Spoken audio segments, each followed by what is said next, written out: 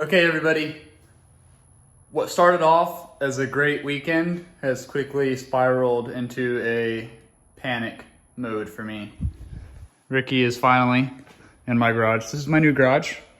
There's a nice epoxy floor coating on it. I'm super excited to have this because I hate getting dirty when I work and just the raw concrete dust gets everywhere. So I'm excited to finally do something on this floor. But anyways, Ricky's back.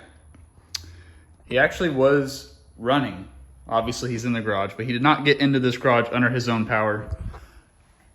For those who don't know, I have essentially turned this into, if there ever was a Corvette that raced in NASCAR, this is what it is. It has a 7 1/4 inch triple disc tilt and clutch. Literally the entire clutch assembly is 7 1/4 inches, or is it 7.5? It's a little over 7 inches in diameter. So your normal clutch is like a 12, 13 inch clutch. This one is 7 inches and it's a triple disc.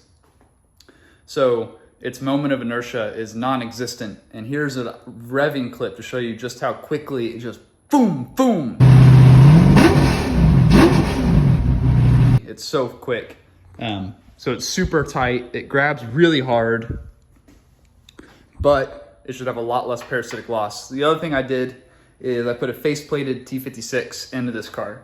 And again, I have a little clip kind of showing what that is like. It's really shitty. It's just the only one I could get really quick.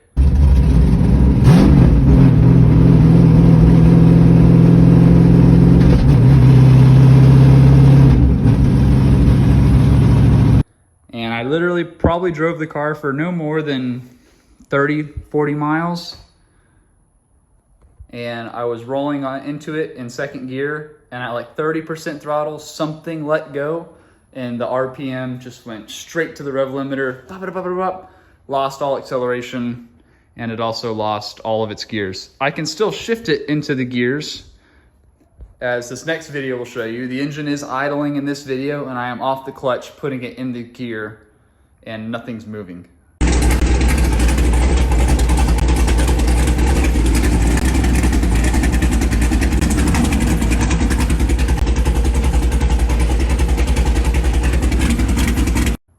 So I'm praying that something is broken in front of the transmission and not inside the transmission, because it took 5.5 months to get this T56 built. And I have less than a month before the next Texas mile. So if it's in front of the transmission, like a prop shaft broke, that's easy. I can get a new aftermarket one. But if it's a trans, we're gonna be in trouble.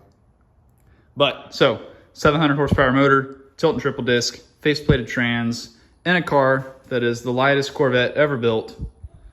It's literally a NASCAR. It's so fast, it's hard to explain what 600 wheel horsepower feels like, naturally aspirated. It just freight trains. It literally feels like if you've ever ridden a turbo car that is a turbo that's way too big, and you floor it and you're just waiting and waiting and waiting, and then all of a sudden it lights up, comes online, and it's like, ah!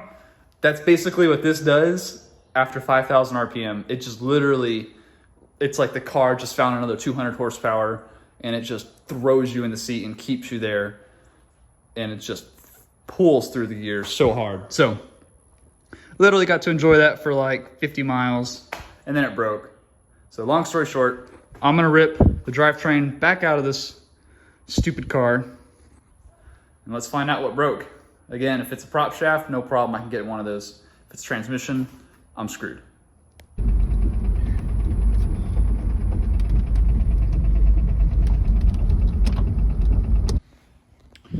Okay, about an hour later, transmission's out, torque tube's out. Good news is, torque tube, great condition. It's awesome. It'll go right back together. It is put back together. Took it apart, everything looked normal. All the splines are nice and straight. This is an aftermarket input shaft. Bad news. Blew up the case. And upon further inspection, these two bolts that hold the diff, that attach the differential to the transmission, are gone. There's this nut here, that nut on that side, and then I believe, is there another one? Or is that it? No, I think that's it actually. So we had half the clamping force, If those are even, I bet they're tight because they're still holding the casting on there where it broke. But we were missing 50% of our capacity. And I would imagine behind a 700 horsepower motor, we're gonna use that up really quick. Those bolts were left out. And I believe that is a direct result of why the case blew up and probably broke the main shaft. Keep in mind, this faceplated trans literally took me 5.5 months to get, and not because of parts, just because of pure labor to faceplate the brand new gear set. And I have a small fortune invested in this thing for a negligent part to get missed and now potentially ruin my mile plans, which are this month. So hopefully, hey, best case scenario, let's stay optimistic.